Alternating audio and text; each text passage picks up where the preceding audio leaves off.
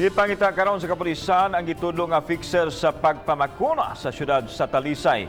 Giyong tag 200 pesos ang pangayo sa suspek sa ngadto siyang na biktima. Ang report ni Femery Dumabong. Giandam na karon sa Talisay City Police Station ang kasong estafa batok sa usa ka lalaki nga taga lungsod sa Miladilla. Gila siya nga usa ka Jose Miguel. Kinsa nakigsabot sa gustong unahon pagbakuna bugti sa 200 pesos.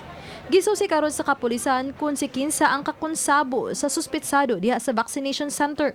Amo usang gitan-aw basin og naasad siya gipanghimo in other places now aside from Talisay. But among nakita is more than one victim diri sa Star Mall Vaccination Center. Mato di Pilari nga duha na ka mga biktima ang andam ng pasaka og kaso.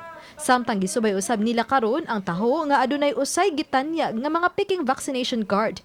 Mupasaka gyud og kaso ang kapulisan sa awhag usab sa mayor. There are a lot of people who wants to be vaccinated. So kung gusto mo maguna magsayo, no? Then you should bear with the process na among giproseso tang gisunod. Uban ni John Solon, ako si Femery Dumabok. Balitang Bisdak.